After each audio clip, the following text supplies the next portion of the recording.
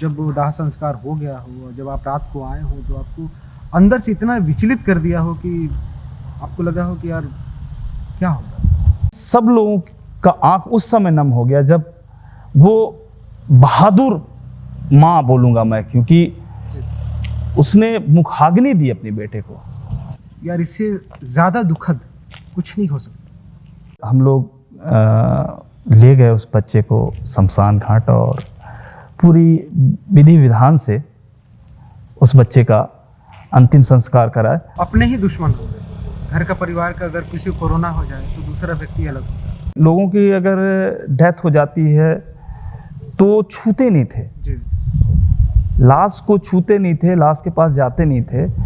उस स्थिति में हम लोग लाश को ले जाके और खुद से पीपी किट पहनकर और उनका अंतिम संस्कार करना पड़ता था। नमस्कार, आप देख रहे हैं फटाफट न्यूज़ और आज के इस स्पेशल अंक में जो ज़िंदगी विद दीपक में आपका स्वागत है। जी हाँ दोस्तों, इस सेगमेंट में, इस एपिसोड में हम ऐसे लोगों से बात करेंगे, ऐसे शख्सियत लोगों से बात करेंगे जो कि पिछले कुछ वर्षों से इंसानियत के लिए, ह्यूमैनिटी के लिए, मानवता के लिए एक उदाहरण बन के आए।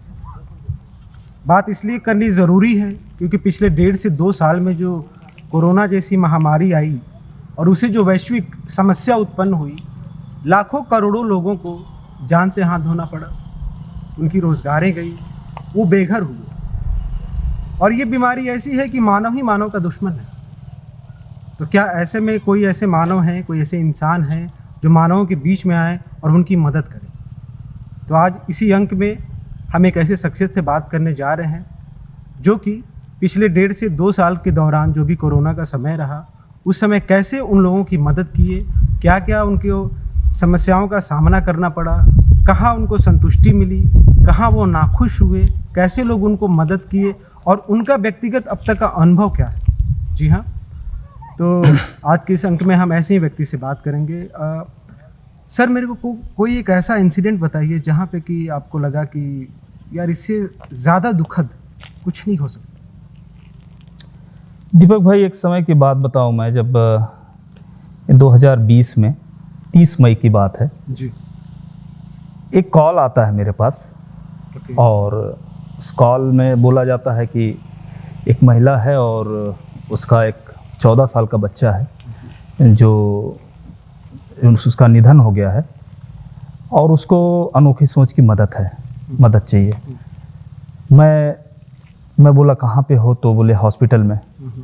जब मैं हॉस्पिटल में गया तो मैं देखा वो महिला बहुत रो रही थी और बोल रही थी। मैंने पूछा क्यों रो रहे हो? तो बोले मेरे बच्चे का निधन हो गया है और मेरे साथ कोई नहीं है, मैं अकेली हूँ।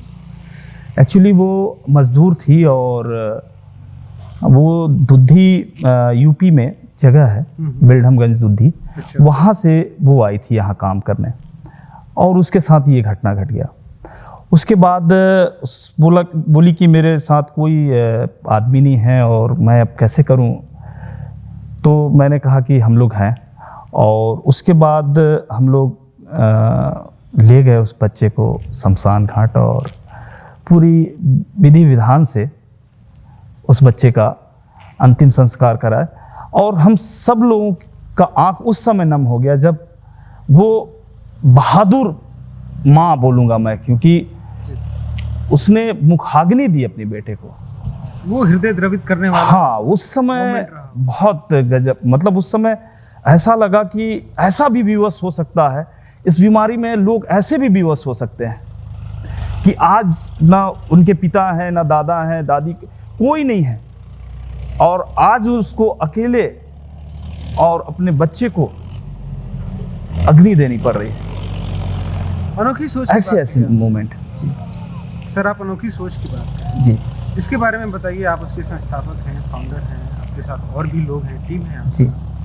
तो ये कब इसकी स्थापना हुई और कब आपने ये निर्णय लिया अपने लोगों के साथ बैठ के कि मुझे एक संस्था स्थापित करनी है रजिस्टर करके और मुझे ऐसे कार्यों पे काम करना है? हम लोग करीब 10-12 साल से मदद करते आए हैं, छोटा मोटा। उसके बाद हम लोगों को लगा कि नहीं, अब एक संस्था बना के और लोगों का मदद किया जाए। और फाइनली हम लोगों ने एक मीटिंग बुलाई और मीटिंग बुला के इस नाम का प्रस्ताव रखा गया और अनोखी सोच नाम का प्रस्ताव रख के और हम लोगों ने रजिस्ट्रेशन कराया 2017 में। और उसके बाद से बहुत सारे कार्य हम लोग करते आ रहे हैं।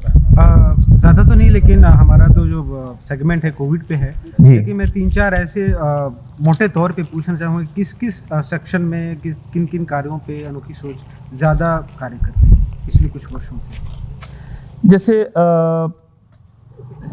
निर्धन कन्या का विवाह कराना हो, ओके। या जैसे कोई विक्षिप्त है उसका साफ सफाई करके कपड़ा पहनाना और भोजन कराना, या बुजुर्ग लोगों को धार्मिक यात्रा पे ले जाना। फिर हम आते हैं कोविड पे। जी। तो प्रकाश सर, कुछ 1-2 और भी केसेस बताइए जहाँ पे भी जो घटना घटित हुई हो और जब वो दाह संस्कार हो गया हो और जब आप रात को आए हो तो आपको अंदर से इतना विचलित कर दिया हो कि आपको लगा हो कि यार क्या होगा। कोई ऐसी केसेस है? एक और बात बताऊं दीपक भाई, मैं हम लोगों को एक फ़ोन आया और कि एक बच्चा है जो जन्मजात जिसकी डेथ हो गई थी और उसका भी कोई नहीं था। वो माँ बेटी थी, बेटी का प्रसव हुआ और उसमें उसकी डेथ हो गई थी बच्चे की। तो वो जब हम लोग वहाँ हॉस्पिटल में गए तो जो उसकी दादी थी बच्चे की, उसने बच्चे को हम लोगों के गोद में दिया उसे दफन करने के लिए। वो घटना बहुत ही मार्मिक था उस समय। और उस बच्चे को फिर ले जाके हम लोगों ने उसका कफन दफन किया। और जब मैं घर आया तो मेरे को ऐसा लगा कि दुनिया में मतलब ऐसी बीमारी है कि लोग इतने विवश हो जा रहे हैं। उस समय कहीं कुछ खुला नहीं था, लॉकडाउन था और कुछ था नहीं कि कहीं किसी को बुला लेते, अपने घर वालों को बुला लेते और ये सब करते। तो ऐसे घटनाओं में दिल दहल जाता है। ये ऐसी बीमारी चली सर कि मतलब अपने ही दुश्मन हो गए। घर का परिवार का अगर किसी को कोरोना हो जाए तो दूसरा व्यक्ति अलग हो जाए। हाँ, ऐसा हुआ। ऐसा जैसे लोगों की अगर डेथ हो जाती है तो छूते नहीं थे जी। लाश को, छूते नहीं थे, लाश के पास जाते नहीं थे। उस स्थिति में हम लोग लाश को ले जाके और खुद से पीपी किट पहनकर और उनका अंतिम संस्कार करना पड़ता था। तो आप थोड़ा सा प्लानिंग के बारे में बताइए। जैसे कि मान लीजिए आप 1.5 साल 2 साल से इस तरह का कार्य कर रहे हैं, तो क्या प्लानिंग रहती थी उनकी देख रेख की, बेड की, खाने की, ब्लड की, किस तरह का वो जो प्लानिंग था उसके बारे में थोड़ा बताइए। क्या तैयारी क्या रहती थी आपकी टीम की कि ऐसे लोगों को हमें अंततः उनका दाह संस्कार करना है? जैसे हम लोगों के पास कॉल आता था, जो नहीं कर पाता, जो कतराते थे, जो परिवार कतराते थे या जिसका कोई नहीं रहता था, उन लाशों का हम लोग अंतिम संस्कार करते थे जिनको मदद की ज़रूरत पड़ती थी।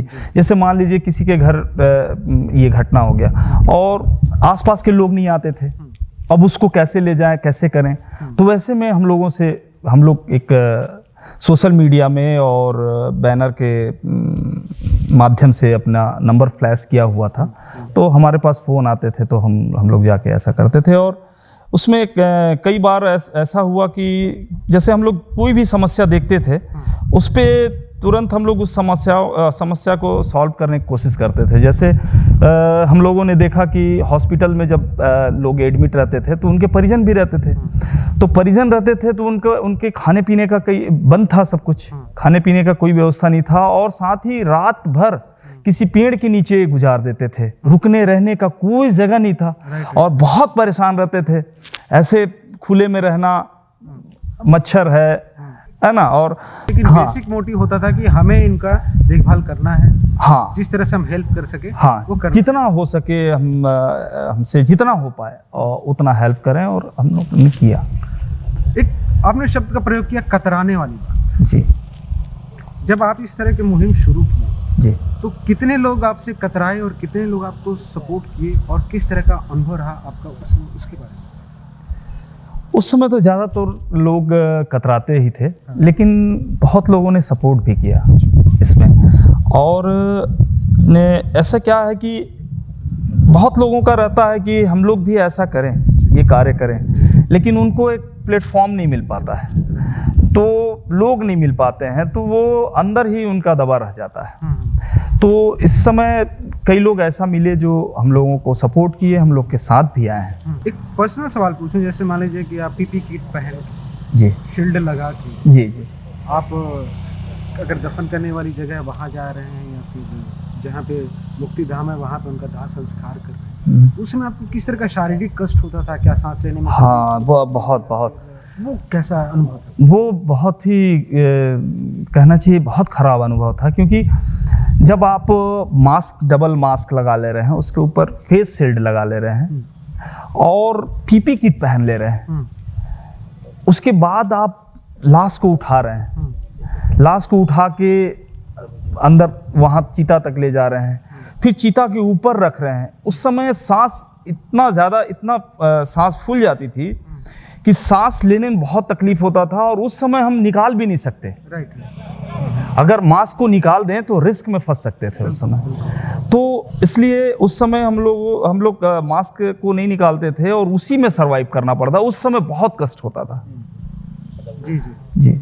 और आपको विश्वास नहीं होगा दीपक भाई कि जब हम लोग सुबह से निकल जाते थे मास्क और फेस शील्ड लगाकर, और हॉस्पिटल में किसी को एडमिट कराना है या किसी को छुट्टी कराना है ना, किसी का टेस्ट कराना है, किसी को खाना पहुंचाना है, तो इन सब कार्यों को करते करते रात को 1 बज जाता, 2, 11।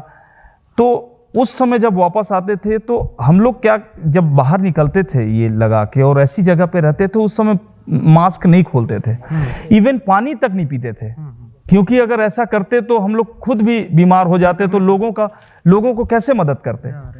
तो उस समय हम लोग सीधा जब घर आता था मैं, और जब उसको हटाता था तो निशान तो हो ही जाता था, मुंह नहीं खुलता था, लॉक हो जाता था जबड़ा। मतलब घर में आके आप खाना खाने में तकलीफ? हाँ, बहुत तकलीफ, मतलब उसको गर्म पानी से बहुत मुश्किल से जबड़ा को खोलना पड़ता था, ऐसी स्थिति हो जाती थी। जी। सर, कोई सरकारी मदद, कोई संस्थाएं, किसी तरह का सपोर्ट मिला आपको? नहीं, सरकारी मदद तो कुछ नहीं मिली। कुछ लोग स्वेच्छा से आके आर्थिक मदद किए, लेकिन सरकारी मदद नहीं मिली। सरकारी मदद। जी। एक और भी कोई मेरे को केस बताइए कोविड के ही समय, जहाँ पे कि लगा कि थोड़ा पहले इन्फॉर्मेशन मिल जाता या फिर हम उनके पास थोड़ा जल्दी और पहुँच जाते तो कुछ बेहतर हो सकता था उनके साथ, कुछ ऐसी इंसिडेंट? एक महिला एडमिट थी और उनको क्या बोलते हैं, ब्रेन हेमरेज हुआ था, और वो महिला 2 दिन से मदद मांग रही थी और कोई मदद किया नहीं उसका। उसके बाद किसी ने हमारा नंबर दिया 2 दिन बाद, और हम लोग के जाते तक तो लेट हो चुका था और वो नहीं रही। उस समय लगा कि काश अगर पहले पता होता तो उसकी मदद कर सकते थे। मलाल अफसोस ज़हन में आया। हाँ। राइट। सर, मैं थोड़ा सा सवाल पूछना चाहूँगा इसी विषय को लेके कि मान लीजिए 21वीं सदी में बहुत चीज़ों में हम विकास किए, जी ठीक है, लेकिन क्या भौतिकतावाद के प्रति इतना ज़्यादा लोगों में प्यार आ गया है, पैसा इतना महत्व रख रहा है कि मानवता से दूर हो रहे हैं? हालांकि कुछ लोगों के अंदर ये गुण विद्यमान है, जन सेवा करना चाहते हैं। हम जीसस क्राइस्ट की बात कहें, गौतम बुद्ध की बात कहें, प्रॉफिट साहब की बात कहें, गुरु नानक की बात कहें, या कोई भी हम धार्मिक ग्रंथ पढ़ें, किताब पढ़ें, वसुधैव कुटुंबकम हमारा भारत का मोटिव है, सारा विश्व हमारा परिवार है, और जन सेवा से बड़ा कोई धर्म नहीं। तो आप जिसका इतने साल का अनुभव है, इस तरह के कठिन से कठिन काम किए कोविड के टाइम, तो आपको क्या महसूस है कि आखिर लोगों में ये भाव क्यों नहीं जागृत हो रहे? क्या मेन अड़चने आ रही हैं? क्या सिर्फ आर्थिक ही रूप से संपन्न आदमी कर सकता है, या फिर कोई भी चाहे तो शारीरिक रूप से भी, मानसिक रूप से भी कर सकता है? क्या अनुभव है आपका? नहीं, इस कार्य को तो कोई भी कर सकता है। आर्थिक भी मदद करके कर सकता है, शारीरिक भी कर सकता है जिसके पास आर्थिक स्थिति नहीं है, वो श्रम से भी मदद कर सकता है। तो लोग हिचकते क्यों हैं भैया, आपका क्या अनुभव रहा है?